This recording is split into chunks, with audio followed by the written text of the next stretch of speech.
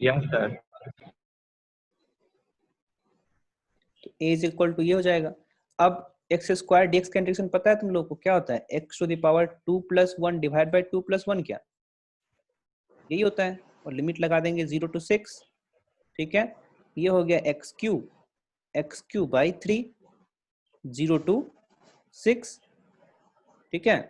तो ये 6 इसमें 6 डालेंगे तो 6 to the power 3 by 3 minus 0 डालेंगे तो 0 हो जाएगा। ऐसे लिमिट लगाते हैं यहाँ पे, तो ये क्या हो जाएगा बोलो, 6 into 6 बाई 3 to 72 क्या, दिस विल बी 72।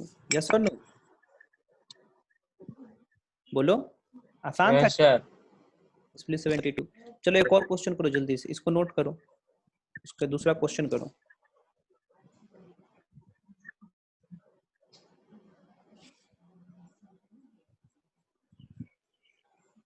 बढ़े आगे, लिखना find the area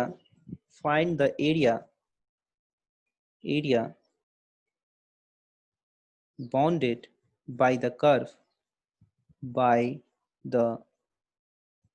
curve y is equal to e to the power minus x, comma the x axis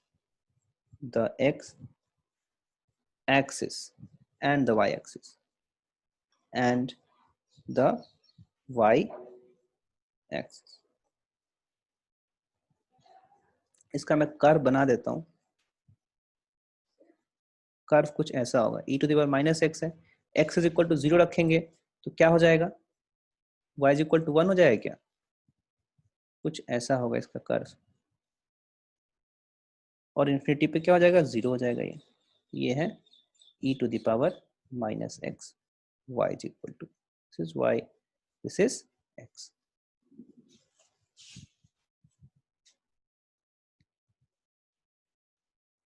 इसका लिमिट बताना, तो लिमिट कहाँ से कहाँ तक लेंगे हम लोग, लिमिट एक तो लोअर लिमिट 0 हो गया है ना, 0 से कहाँ तक लेंगे, इन्फिनिटी तक क्या, इन्फिनिटी भी कट होगा, यस और no, and e to the power minus x dx, यही हो जाएगा ये एरिया।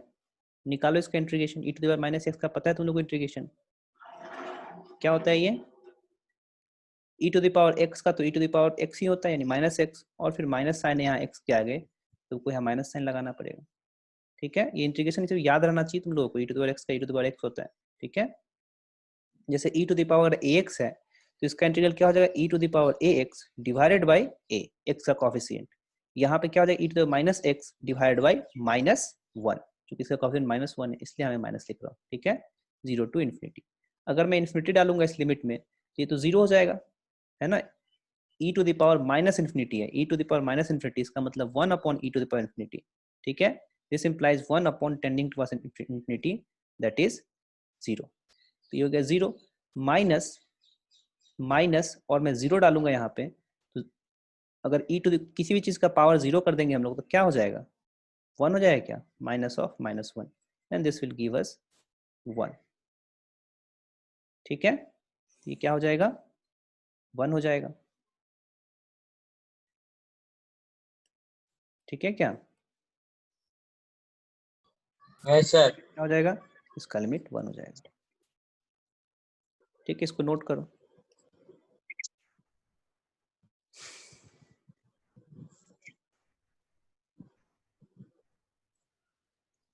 तो हम लोगों का यहाँ पे मैथमेटिकल टूल्स कंप्लीट हो गया है, अब कुछ नहीं बचा मैथमेटिकल टूल्स में, ठीक है क्या। क्वाड्रेटिक इक्वेशन एंड लॉगरिथम हम लोग वीडियो डाल दिए, उसको देख लेना, ठीक है। स्ट्रेट लाइन वगैरह हम लोग नहीं पढ़े हैं बट चलो ठीक है, कोई बात नहीं है, तो उतना यूज तो है बट कभी इसको भी कंप्लीट कर लेंगे। अब आगे बढ़े,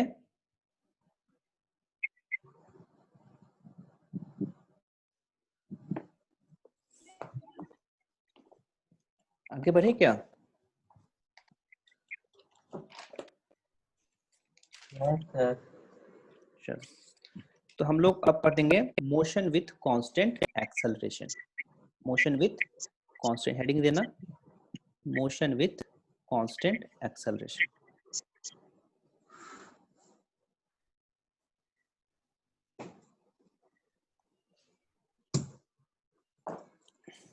Heading देना motion with constant acceleration.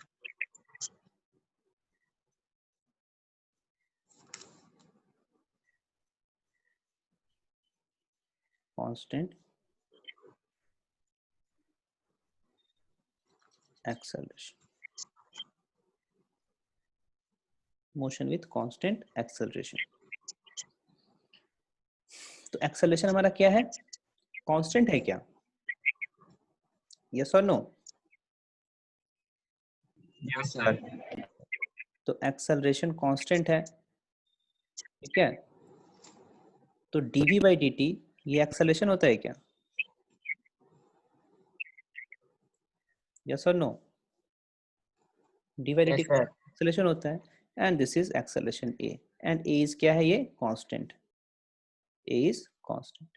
अगर मैं इसको क्रॉस मल्टीप्लाई कर दूं, इसको इसके वेक्टर लगा देता हूं, अगर मैं क्रॉस मल्टीप्लाई करूं इसको तो क्या हो जाएगा? d of v is equal to a dt क्या? ठीक है, कोई दिक्कत? No, sir. दोनों तरफ हम इसको इंटीग्रेट कर दे रहे हैं, ठीक है? तो ये क्या हो जाएगा? और मान लेते हैं इस डेफिनेट इंटीग्रल करते हैं at t is equal to 0 पे, जब तुमने टाइम स्टार्ट किया था घड़ी में t इज इक्वल टू 0 पे, हम मान लेते हैं कि जो वेलोसिटी था वो u था, कुछ u होगा वेलोसिटी, है ना? t इज इक्वल टू 0 पे मान लेते हैं वेलोसिटी u था, and at t is equal to t पे हमको निकालना है वेलोसिटी क्या होगा? सपोज मान लेते हैं ये वेलोसिटी v होगा at t is equal to t पे, ठीक है? तो यहाँ पे मैंने लिमिट लगा दिया है। उसके बाद सपोज ये dv is equal to, dv का इंटीग्रल करेंगे तो क्या हो जाएगा? चलो एक स्टेप और लिख लेते हैं, dv is equal to, this is from u to v, और ये एक्सेलरेशन कांस्टेंट है तो मैं इंटीग्रल से बाहर निकाल दूं क्या? है ना, इंटीग्रल से कांस्टेंट चीजों को बाहर निकाल देते हैं हम लोग, यस और नो? बोलो। Yes. तो बाहर निकाल दिया constant acceleration, as acceleration is constant, तो मैंने इसको इंटीग्रल से बाहर निकाल दिया। अब dv को इंटीग्रेट करेंगे हम लोग तो ये v आ जाता है क्या? है ना, इंटीग्रल ऑफ dx क्या जा रहा था? Integral of dx is equal to x आ रहा था क्या? है ना, integral of dy is equal to y होगा, क्योंकि देखो ना इंटीग्रल ऑफ dx को क्या मैं x to the power 0 dx लिख सकता हूँ, and x to the power 0 dx अगर लिखूंगा मैं इसको तो क्या हो जाएगा? x to the power 0 plus 1 divide by 0 plus 1 that is x। Clear है? तो dx का इंटीग्रल x हो जाएगा, dv का इंटीग्रल उसी तरह से क्या हो गया? v हो गया, v, और लिमिट क्या है यहाँ पे? Limit is v to u, this is equal to a vector a, and dt का इंटीग्रल हो जाएगा t, limit from 0 to t। अब लिमिट रख देंगे इसमें, तो यहाँ गलत कर दिया क्या मैं? उल्टा कर दिया क्या मैंने? u से v है, ये है फ्रॉम u टू v, ठीक है?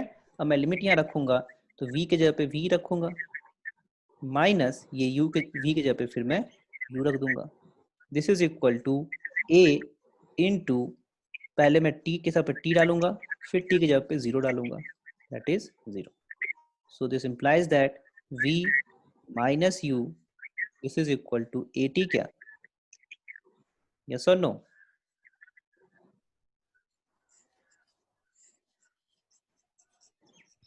बोलो। Yes, clear sir. है? क्या हो गया ये?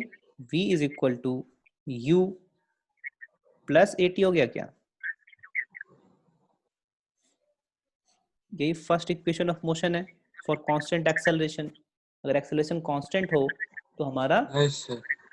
यही इक्वेशन ऑफ मोशन होता है, u v is equal to u plus at। मैंने इसको वेक्टर फॉर्म में लिखा है, ये चाहे कुछ भी हो, एक्सेलरेशन किधर भी हो ये यूज कर सकते हैं हम, 1D में हो चाहे 2D में हो या 3D में हो, हम लोग ये इक्वेशन लिख सकते हैं जब क्या हो? एक्सेलरेशन कांस्टेंट हो तब। एक्सेलरेशन क्या होना चाहिए? कांस्टेंट होना चाहिए। हम लोग अभी क्या पढ़ रहे हैं, मोशन इन 1D पढ़ रहे हैं क्या? एक ही लाइन में मोशन के बारे में पढ़ रहे हैं। तो मैं वेक्टर साइन को हटा देता हूँ, वेक्टर साइन को हटाऊंगा और मैं ये बताना चाहता हूँ कि ये मान लो एक लाइन में मोशन हो रहा है, ठीक है। जब एक लाइन में मोशन होगा तो हो सकता है कि एक्सेलरेशन इधर हो और वेलोसिटी इधर हो जाए, ठीक है, या हो सकता है कि एक्सेलरेशन इधर हो, वेलोसिटी भी इधर हो, ठीक है। तो या तो अगर सेम डायरेक्शन में होगा सारे पैरामीटर्स, कौन कौन से पैरामीटर्स हैं, कौन कौन से वेरिएबल्स हैं काइनेमेटिक्स के? डिस्प्लेसमेंट, वेलोसिटी, एक्सेलरेशन और क्या है? यही है, यही सब पैरामीटर्स हैं, ठीक है क्या? तो इसमें नहीं सर। और सपोज इनिशियल वेलोसिटी यू, ठीक है। तो ये सारे पैरामीटर्स अगर सेम डायरेक्शन में होंगे, अगर सेम डायरेक्शन में होंगे तो उनके बीच एंगल क्या होगा? 0 होगा। और अगर अपोजिट डायरेक्शन में होंगे तो उनके बीच एंगल क्या होगा? 180 होगा। तो जब सेम डायरेक्शन में होंगे तुम लोग क्या एक को पॉजिटिव मानेंगे तो दूसरा भी क्या हो जाएगा? पॉजिटिव हो जाएगा, अगर सेम डायरेक्शन में होगा तो। और अगर डिफरेंट डायरेक्शन में होगा तो एक पॉजिटिव होगा तो दूसरा क्या हो जाएगा? ये वाला निगेटिव हो जाएगा। बस पॉजिटिव नेगेटिव का ध्यान रखेंगे और हम लोग ये इक्वेशन यूज करेंगे मोशन इन 1D में, जो मैं लिखने जा रहा हूँ वेक्टर साइन हटा के, ठीक है। For motion in 1D, for motion in 1 dimension क्या लिख सकते हैं? वेक्टर साइन में हटा देता हूँ, v is equal to u plus at। But ये बात ध्यान में रखना कि अगर मान लो कि कोई इक्वेशन है जिसमें वेलोसिटी इस डायरेक्शन में वेलोसिटी को पॉजिटिव ले रहे हो तुम, ठीक है, और एक्सेलरेशन इस डायरेक्शन में है, तो इक्वेशन कैसे लिखेंगे हम लोग?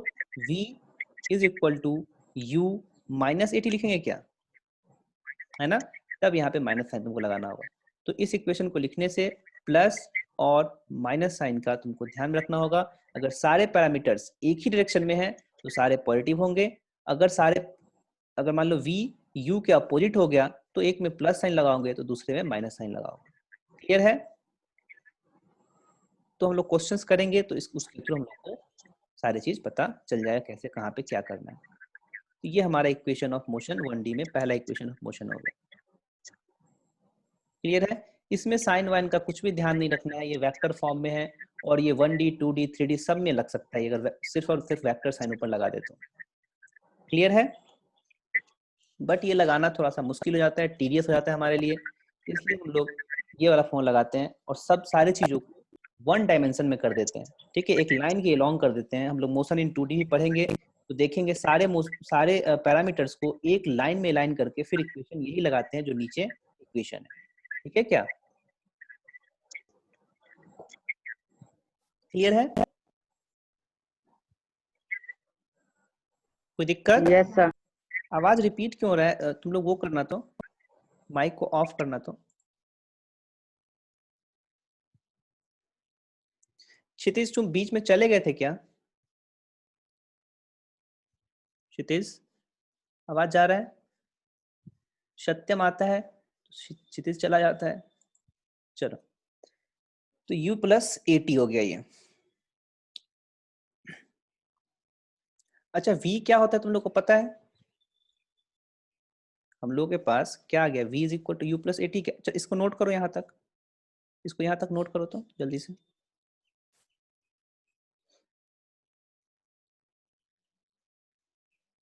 डन? Yes sir, done. ठीक है। अच्छा देखो, तो मैं एक बार बता रहा था कि किसी भी एवरेज, अगर कोई कांस्टेंट क्वांटिटी है तो उसका एवरेज भी वही होता है क्या? हाँ, बता रहा था क्या कि मान लो एक्सेलरेशन कांस्टेंट आ गया तो कोई Yes, sir. एवरेज एक्सेलरेशन पूछे तो वही एक्सेलरेशन होगा क्योंकि कांस्टेंट है ये। यस और नो? Yes sir. मैं अगर इंटीग्रेशन नहीं पढ़ता तो मैं इस चीज को ऐसे तुम लोग को बताता, जो मैंने फॉर्मूला यहाँ पे बताया है उसको कैसे बताता। देखो, मैं ये बोलता कि एक्सेलरेशन ए ये क्या है? कांस्टेंट है, ये बराबर हो जाएगा क्या एवरेज एक्सेलरेशन के? हाँ? और एवरेज एक्सेलरेशन क्या होता है? Final velocity minus initial velocity divided by time, जो टाइम चेंज होने में लगा u से v में, यही होता है क्या एवरेज? है ना? v से u में जो टाइम चेंज होने में लगा वो टाइम t है, change in velocity divide by time taken, यही होता है। और ये क्या हो जाएगा, एवरेज हो जाएगा, और ये एक्सेलरेशन कांस्टेंट है तो एवरेज कांस्टेंट के बराबर हो जाएगा। ठीक है, इंस्टेंटेनियस एक्सेलरेशन और एवरेज एक्सेलरेशन दोनों बराबर होगा क्योंकि एक्सेलरेशन कांस्टेंट है। तो क्या हो जाएगा ये v minus u is equal to at हो गया क्या, यस और नो? तो यहाँ से v क्या हो गया, v is equal to u plus at हो गया क्या? ये ज्यादा सिंपल है क्या पहले वाले से, है ना? ये जो भी चीज लॉजिकल होती है वो बहुत सिंपल होती है। ठीक है क्या, ये इसमें मैंने लॉजिक लगा दिया है तो वो बात तुमको बहुत आसानी से समझ में आ गया। ठीक है, कि एवरेज एक्सेलरेशन क्या होगा, इंस्टेंटेनियस एक्सेलरेशन के बराबर होगा। क्यों? क्योंकि इंस्टेंटेनियस एक्सेलरेशन कांस्टेंट है।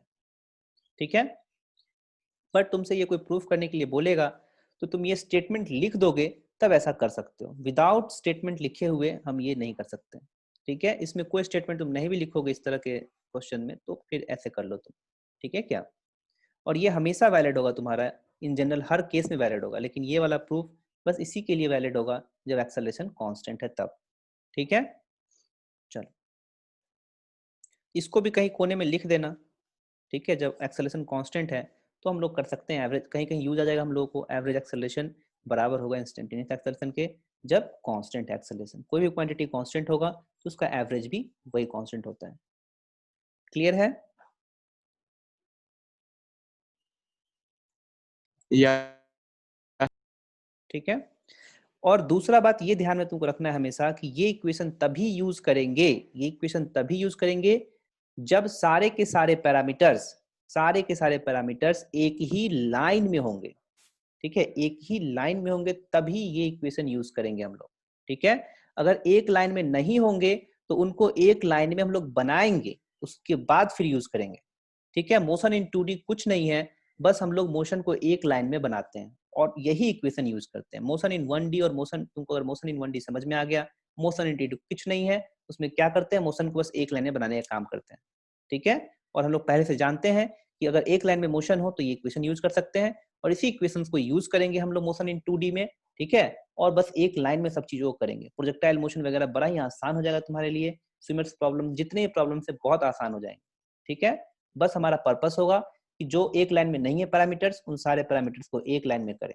क्लियर है? और तुम लोग वेक्टर्स में पढ़ चुके हो कंपोनेंट वगैरह कैसे कैसे ब्रेक करते हैं, कोई वेक्टर किसी डायरेक्शन में है तो उसको एक्स कंपोनेंट और वाई कंपोनेंट कैसे निकालते हैं वो तुम लोग जानते हो। उसका पर्पस यही था कि मोशन को हम लोग सारे पैरामीटर्स को एक लाइन में कर सके, यही हमारा पर्पस था कंपोनेंट सीखने का।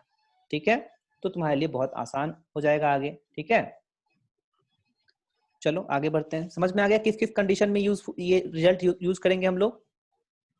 पहला condition, acceleration should be constant. क्या यस सर। पहला condition, acceleration should be constant, and दूसरा कंडीशन कि मोशन एक लाइन में होना चाहिए। अगर ये मोशन क्या एक स्ट्रेट लाइन में होना चाहिए। ठीक है, या तो मोशन इधर हो सकता है, सारे पैरामीटर्स एक स्ट्रेट लाइन में होने चाहिए। ठीक है, सारे पैरामीटर्स एक स्ट्रेट लाइन में होने चाहिए। ठीक है, या तो अपोजिट हो सकता है या सेम डायरेक्शन में हो सकता है। क्लियर है? चलो नेक्स्ट, अब तुम लोग को पता है कि v इज इक्वल टू क्या है, u प्लस at। मैं वेक्टर साइन हटा दिया हूं। ठीक है, मैं वेक्टर साइन नहीं लिखूंगा क्योंकि मैं मान के चल रहा हूं कि सारे पैरामीटर्स एक ही लाइन में है। अब ठीक है, अब v को मैं क्या dx बाई dt लिख सकता हूं? पता है तुम लोगों को, rate of change of displacement is velocity, इसको dx बाई dt लिख सकता हूं क्या? Yes sir. ठीक है, इसको मैं dx बाई dt लिख देता हूं। अच्छा ये देखो, तो ये क्या है, u प्लस at है, a कांस्टेंट है। अब मैं क्या करता हूँ, dt से मल्टीप्लाई कर देता हूँ, तो ये हो जाएगा dx is equal to u dt plus at dt, क्या a into t into d t. कोई दिक्कत बोलो? नो सर, कोई दिक्कत ठीक है, अच्छा अब मैं इसको इंटीग्रेट कर देता हूँ, सबको इंटीग्रेट कर दिया मैंने। At t is equal to zero पे, at t is equal to zero पे मैं मान के चलता हूँ कि पार्टिकल कहीं भी हो सकता है, वैसे जनरली हम लोग मान के चलते हैं कि ओरिजिन पे होगा t पे। t is equal to zero पे पार्टिकल मान लो ओरिजिन पे, and at t is equal to t पे हमको निकालना है पार्टिकल कहाँ है, उसको x ले लेता हूँ। ठीक है, कहीं x पे होगा।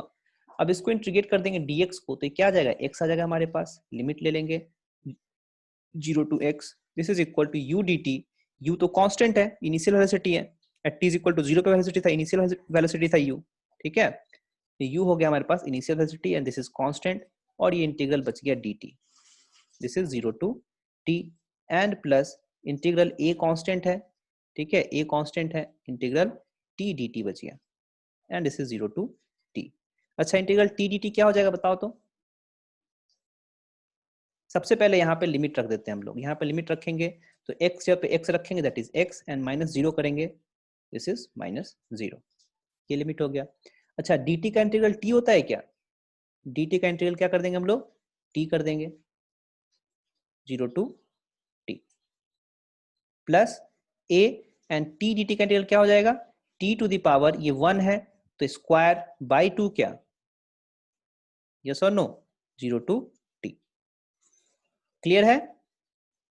This is x is equal to u and t की जगह पे t डालेंगे, माइनस 0 करेंगे, प्लस a इंटू t की जगह पे t डालेंगे तो t स्क्वायर बाई 2 माइनस 0 रखेंगे, this is 0, so this will be x is equal to ut plus half of a t square, clear है। तो ये हमारा डिस्प्लेसमेंट का फॉर्मूला आ जाएगा, ये होता है क्या डिस्प्लेसमेंट का formula, ut plus half a t square, sir ठीक है। तो ये कब यूज करेंगे, ये भी तभी यूज करेंगे जब एक्सेलरेशन क्या हो, कांस्टेंट हो और सारे पैरामीटर्स, सर हाँ बोलो। सर आपने वहाँ पे लिखा टी स्क्वायर बाई 2। हाँ T square by 2, T square 2 sir लिखना मैं है, हाँ। सर मैं टी स्क्वायर तो समझ गया पर बाई 2 समझ नहीं पाया।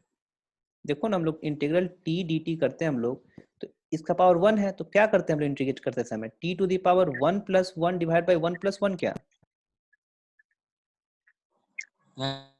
है ना, सर क्या हो जाएगा, t to the power okay 2 sir by समझ 2 हो गया। जाएगा क्या, गुड, ठीक है। चलो, तो sir acceleration is equal to constant और सारे पैरामीटर्स क्या होने चाहिए, x u a, ये क्या होने चाहिए, in a same line, in same line, एक ही लाइन में सारे पैरामीटर्स होने चाहिए, तब ये इक्वेशन यूज करेंगे। अगर एक ही लाइन में नहीं होगा तो तुमको ऊपर वेक्टर लगा दोगे तो तुम्हारा काम चल जाएगा, तब ये इक्वेशन यूज करेंगे। बट ये थोड़ा सा इक्वेशन यूज करना हमारे लिए टीडियस हो जाएगा, टाइम कंज्यूमिंग होगा, इसलिए इसको मैं नहीं लिखूंगा। हमेशा सारे पैरामीटर्स को एक लाइन में ही करने की कोशिश करेंगे और सिंपली हम लोग ये इक्वेशन को यूज करेंगे। जब दो पैरामीटर्स डिफरेंट डायरेक्शन में होंगे तो एक को पॉजिटिव लेंगे तो दूसरे को निगेटिव लेंगे, ठीक है। बस निगेटिव पॉजिटिव पे ध्यान रखेंगे और सारे पैरामीटर्स को एक लाइन में करेंगे, ठीक है, और ये इक्वेशन यूज करेंगे जब हमारा एक्सेलरेशन कांस्टेंट होगा, क्लियर है। तो ये इक्वेशन आ गया हमारे पास, ठीक है, कोई दिक्कत यहां तक, नो सर। No sir. कोई दिक्कत नहीं है। अच्छा,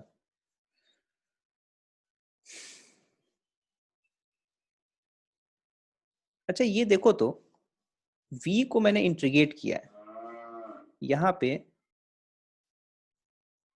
ये u dt प्लस, चलो इसको ऐसे देखते हैं, v इज इक्वल टू हमारे पास क्या था, v is equal to u plus at आया था क्या, ठीक है, u प्लस at आया था, यस और नो। Yes sir. इसका ग्राफ तुम लोग एक टेबल बनवाए थे, table for variation of displacement velocity and acceleration, देखो पीछे पलट के एक बार, इसका ग्राफ मैंने ऐसा ड्रॉ करवाया था क्या, at t is equal to कुछ वेलोसिटी होगा इसका u and at t is equal to t पे इसका वेलोसिटी हो गया कितना, v हो गया वेलोसिटी, ठीक है, ये v वेलोसिटी हो गया, यस और नो, है ना। ये था क्या, ये v वर्सेस टाइम का ग्राफ, v वर्सेस टाइम का ग्राफ जब एक्सेलरेशन क्या होगा, कांस्टेंट। देखो ना थर्ड वाला, मोशन विथ कांस्टेंट एक्सेलरेशन, इस पे मैंने स्टार लगाया था, दिखा। देखो सबसे पहले डिस्प्लेसमेंट टाइम ग्राफ पढ़ा था, उसका वेलोसिटी टाइम ग्राफ पढ़ा था, उसमें 7 जो भी 7 कर्व थे उसको डिस्कस किया था, उसके जस्ट बाद मैंने टेबल एक बनवाया था, displacement velocity acceleration. Yes sir हम मेरे को मिल गया। मिल गया। मिल तो गया। सबसे लास्ट वाला जो है थर्ड वाला, उसमें देखो तो थर्ड वाला जो मैंने लिखवाया है मोशन विद कांस्टेंट एक्सेलरेशन, उसमें सेकेंड कर्व देखो ऐसा ही है क्या, यस सर। है ना। Yes sir. वहां समझाया यस था मैंने सर। कि v वर्सेस u का कर्व क्या होगा, स्ट्रेट लाइन है ये, ठीक है। अब ये ट्रेपेजियम बन रहा है, ठीक है क्या। इस ट्रेपेजियम का जरा एरिया निकालते हैं, क्या आता है देखो तो, एरिया निकालो तो क्या आ जाएगा, area of this trapezium a is equal to क्या हो जाएगा 1/2 इंटू पैरेलल साइड का सम, यस और नो। पैरेलल साइड का सम क्या हो जाएगा u प्लस v, क्या है ना, ये हाइट u है और ये हाइट क्या है v है, u plus v into into height, this is time, यही होगा क्या, बोलो कोई दिक्कत। इसका एरिया मैंने लिखा है ट्रेपेजियम का एरिया, देखो ना ये वाला हाइट क्या है, ये वाला हाइट v है इस साइड का, और इस साइड का हाइट क्या है u है। तो area is equal to 1/2 into parallel side का sum into distance between that parallel side, that is t, this time is t। कोई दिक्कत, बोलो यस और नो। No sir. ठीक है, तो ये हो गया 1/2 into u plus v, v is equal to u plus a t, क्या v is equal to u plus a t लिख सकते हैं हम यहाँ से, ठीक है, इंटू टी, ये हो गया। अब देखो तो 1/2 into 2u plus a T into T हो गया। अब सबको मल्टीप्लाई कर दो, क्या आ रहा है, इसे मल्टीप्लाई करेंगे टी, इस इधर 1/2 एंड टी से मल्टीप्लाई करेंगे तो क्या हो जाएगा, ये यू टी हो गया क्या, प्लस इसको मल्टीप्लाई करेंगे तो ये हाफ ए टी स्क्वायर आ गया। देखो तो एरिया क्या आ रहा है, u t plus half a t square आ रहा है, और u t plus half a t square मैंने क्या लिखा है यहाँ पे, एक्स, क्या देखो तो एक्स लिखा है क्या, यस सर, यहाँ पे वही आ रहा है। यहाँ भी वही आ रहा है, यानी कि ये यस सर। डिस्प्लेसमेंट आ गया क्या। अगर मैं v वर्सेस t यस का सर। ग्राफ निकाल दूं, सॉरी एरिया निकाल दूं, v वर्सेस t के अंदर एरिया निकाल दूं, तो मेरे पास क्या आ जाएगा, डिस्प्लेसमेंट आ जाएगा। अगर तुम्हारे पास कोई भी कर्व है, किसी भी तरह का कर्व है, ऐसा भी कर्व है तुम्हारे पास, ठीक है, तो अगर इसके बीच का एरिया निकाल दोगे, सपोज ये टाइम t1 है, ये टाइम t2 है, इस डायरेक्शन में वेलोसिटी है और इस डायरेक्शन में टाइम है, तो ये एरिया क्या हो जाएगा, displacement, displacement between time t1 and t2, ठीक है। ये बात ध्यान में रखना कि वेलोसिटी वर्सेस टाइम कर्व होना चाहिए, तभी हम डिस्प्लेसमेंट निकाल सकते हैं उसका एरिया निकाल के। क्लियर है, कोई दिक्कत, नो हाँ सर। ठीक है। तो no velocity sir. Versus time graph क्या देगा, हमारा हमारा एरिया दे देगा, ठीक है क्या। ये तो कांस्टेंट एक्सेलरेशन के केस में था, बट एक्सेलरेशन कैसा भी हो, हमको velocity versus time graph area देगा, ठीक है। चाहे एक्सेलरेशन, इसमें एक्सेलरेशन वेरी कर रहा है क्या, देखो तो, है ना, एक्सेलरेशन इंक्रीज कर रहा है इस केस में, यस सर। इस केस में भी अगर यस एरिया सर। निकालेंगे हम लोग तो यही आएगा। इसको जस्ट अगर फील करना है तो भी कराते हैं, कैसे कैसे होगा ये, ठीक है। इसको नोट कर लेना पहले वाले को, ये नोट हो गया यहाँ तक, इसको नोट कर लेना,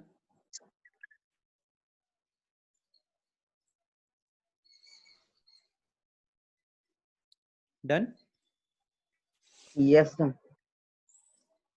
उसके बाद इसको नोट कहीं अलग कर लेना, मत कर, चाहे कर लो, इसको भी नोट कर लो, इसको भी नीचे ही नोट कर लो, ठीक है।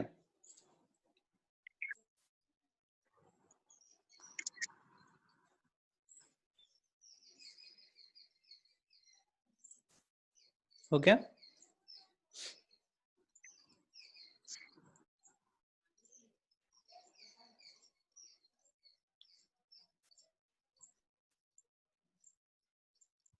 हो गया क्या, यस सर। चलो देखो क्यों होता है ऐसा, velocity versus area, velocity versus time graph area क्यों दे देता है, डिस्प्लेसमेंट क्यों देता है उसका एरिया। ये देखो, ये मेरे पास मान लो वेलोसिटी वर्सेस टाइम कर्व है, ये वेलोसिटी है और ये टाइम है, ठीक है।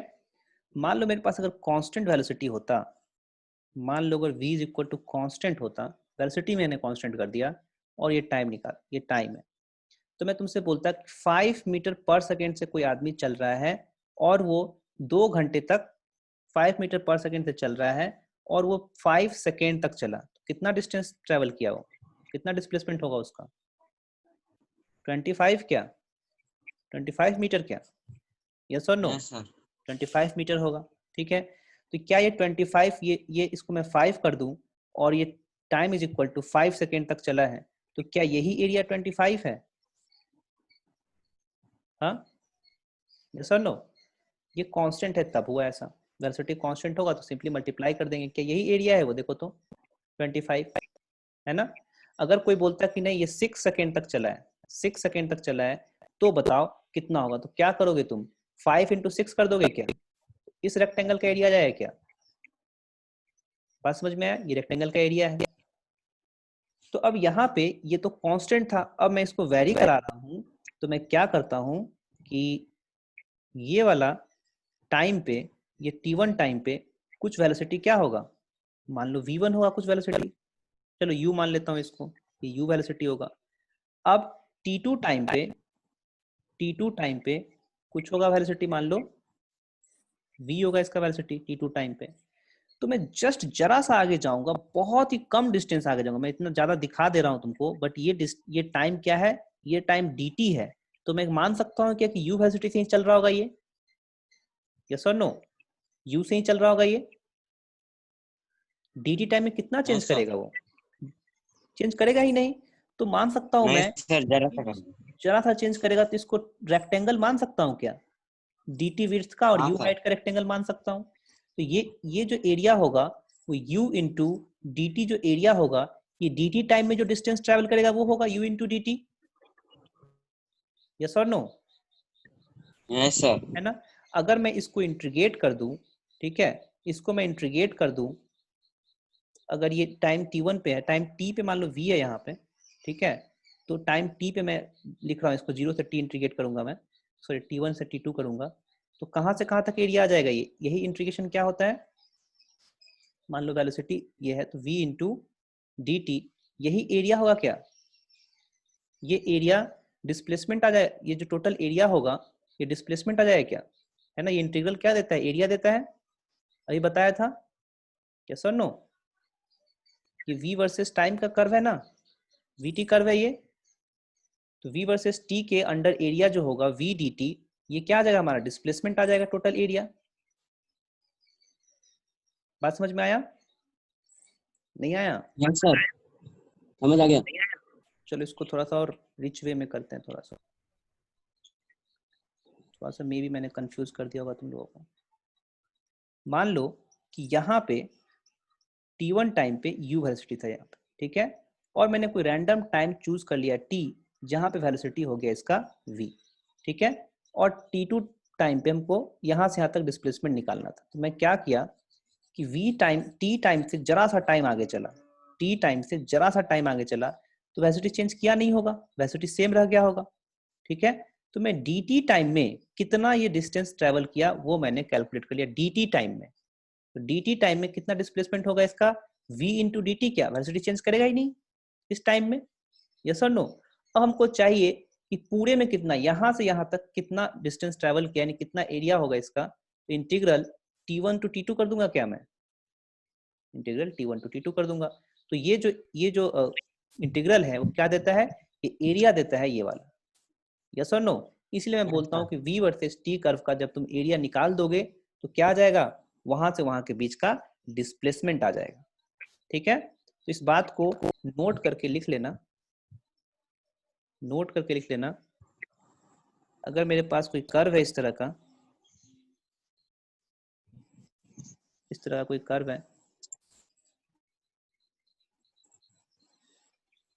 मान लो ऐसा कोई कर्व है, ठीक है, और इधर v है और इधर टाइम, तो अगर हमको निकालना है t1 से t2 के बीच में कितना डिस्प्लेसमेंट हुआ है, this is time t1 and this is time t2, then this area will give us the displacement between time t1 and t2, ठीक है। क्या इसको नोट में लिख लेना, बहुत इंपॉर्टेंट है ये। क्लियर है?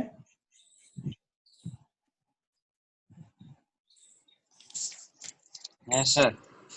ठीक है, तुम लोगों ने क्वाड्रेटिक तो पढ़ ही रखा होगा, है ना? तो मैंने डिस्प्लेसमेंट Yes, अभी sir. तक मैंने क्या क्या देखा, मैंने देखा अभी तक v is equal to u plus at, ठीक है, and x is equal to ut plus half at square. ये देखा, ये कैसा था? स्ट्रेट लाइन था क्या? Straight line, v versus t curve is straight line, v versus t curve will be straight line. ठीक है, ये क्या हो जाएगा? x versus t curve will be कैसा हो जाएगा? ये पैराबोला क्या? तो लोग जानते हो ये पैराबोला हो जाएगा ना, टी स्क्वायर है यहाँ पे, क्वाड्रेटिक इक्वेशन है ये, Yes, sir. Parabola. Parabola will be parabola. तुम लोगों को क्वाड्रेटिक का अगर अच्छा नॉलेज होता, मतलब है अच्छा नॉलेज तुम लोगों को, तो मैं जो भी चीजें मैंने अभी एक्सप्लेन किया है, v इज इक्वल टू ये, x इज इक्वल टू ये, एक बार हम लोग रफ में उससे देख लेते हैं। ठीक है, क्या क्वाड्रेटिक से कैसे हम लोग ये इक्वेशंस पे पहुंच सकते हैं, क्योंकि हमारा यूज का चीज है ये, हम इसको यूज करेंगे। ठीक है, देखो तो इसका ये तो मतलब नहीं होता कि दो टाइम के लिए एक डिस्प्लेसमेंट है ना? इस इक्वेशन का ये मतलब है कि दो टाइम के लिए एक ही डिस्प्लेसमेंट हो सकता है, ऐसा पॉसिबिलिटी हो सकता है ना? यस और नो? इसका मैक्सिमम सॉल्यूशन क्या हो सकता है? रियल सॉल्यूशन क्वाड्रेटिक इक्वेशन का मैक्सिमम रियल सॉल्यूशन कितने हो सकते हैं? दो, क्या दो हो सकते हैं, यानी कि दो रियल टाइम ऐसा एग्जिस्ट कर सकता है जिसकी लिए डिस्प्लेसमेंट एक ही हो। यस और नो? जैसे में तुमने एक पत्थर को ऊपर की तरफ फेंका, तो यहां से तुमने फेंका पत्थर को ऊपर की तरफ, ठीक है, जब ये यहाँ पे पहुंचा, यहाँ से क्रॉस किया, तो मान लो टाइम t1 था, फिर वापस लौटते समय फिर से यहाँ से जब क्रॉस करेगा तो टाइम कुछ और होगा, t2 टाइम होगा, फिर यहाँ पे लौट जाएगा। तो क्या एक ही डिस्प्लेसमेंट के लिए दो टाइम हो गया क्या? एक डिस्प्लेसमेंट में दो टाइम हो गया क्या? देखो Yes, तो, sir. एक डिस्प्लेसमेंट के लिए दो टाइम हो गया, है ना? यानी कि मैक्सिमम दो सॉल्यूशन एग्जिस्ट कर सकते हैं, यही होता है इसका मतलब। हो सकता है कि कोई सॉल्यूशन एग्जिस्ट ही ना करे, या फिर हो सकता है कि एक ही सॉल्यूशन एग्जिस्ट करे। इस केस में क्या था, तुमने ऊपर की तरफ फेंका था और एक्सेलरेशन नीचे की तरफ था, इसलिए ऐसा हो रहा था। अगर जिस डायरेक्शन में एक्सेलरेशन है उसी डायरेक्शन में तुमने फेंक दिया, तब उस केस में एक ही सॉल्यूशन एग्जिस्ट करेगा, एक डिस्प्लेसमेंट के लिए एक ही टाइम होगा। ठीक है, तो उस केस में एक ही होगा। लोग जानते हो कि क्वाड्रेटिक इक्वेशन का मैक्सिमम रूट्स दो हो सकते हैं। ठीक है, हो सकता है कि कोई रूट्स भी ना हो सकता है कि एक भी रूट्स हो सकता है कि दो भी हो सकते हैं, लेकिन मैक्सिमम दो से ज्यादा नहीं होगा। कोई बता सकता है कि कोई ऐसा फिजिकल सिचुएशन जिसमें एक डिस्प्लेसमेंट के लिए तीन टाइम हो जाए? ऐसा तुम नहीं बता सकते हो, मैक्सिमम दो ही टाइम हो सकता है एक डिस्प्लेसमेंट के लिए, इसीलिए इक्वेशन ऐसा आ रहा है। क्लियर है बात सबको? क्लियर है क्या? Yes, sir. ठीक है, तो जैसे में देखो, कोई पार्टिकल अगर एक्स एक्सिस पे चल रहा है, कोई पार्टिकल अगर एक्स एक्सिस पे चल रहा है, ठीक है, और उसका एक्सेलरेशन इस डायरेक्शन में तुमने फेंका v, और इस डायरेक्शन में एक्सेलरेशन है इसका, तो क्या होगा, ये पार्टिकल जब यहाँ पे पहुंचेगा तो इसका धीरे धीरे वेलोसिटी कम होते होते होते सपोज यहाँ पे वेलोसिटी हो गया 0, उसके बाद फिर पार्टिकल इधर की तरफ चलना स्टार्ट करेगा, और इस पोजीशन के लिए यहाँ पे दो टाइम हो जाएगा। एक समय जाते समय ये पोजीशन मान लो t1 टाइम है, तो फिर आते समय ये पोजीशन t2 टाइम पे आएगा, यानी कि दो सॉल्यूशन मैक्सिमम हो सकता है। उसके बाद ये पार्टिकल वेलोसिटी भी इधर हो गया और एक्सेलरेशन भी इधर है, यानी कि क्या इधर चला जाएगा पार्टिकल, वापस कभी इधर नहीं आएगा, यानी कि मैक्सिमम दो ही पॉसिबल सॉल्यूशन हो सकते हैं। क्लियर है बात सबको? Okay, sir. अगर ऐसा है, Yes, sir. अगर ऐसा है, टाइम एक्सीड कर रहा है क्या? हाँ, 2 मिनट, 1 मिनट रुक जाओ, ठीक है, अच्छा 1 मिनट हमारा खत्म। ऐसा करते हैं, इसको नेक्स्ट क्लास में कंटिन्यू कर लेंगे, ठीक है, ये कंसेप्चुअल चीज है, हम लोग उतना फिजिक्स ज्यादातर मैथमेटिक्स यूज करके क्वेश्चन को किया करेंगे, ठीक है। तो इतना ही रखते हैं, थैंक यू। कोई क्वेश्चन है किसी को? No, sir. Sir thank you.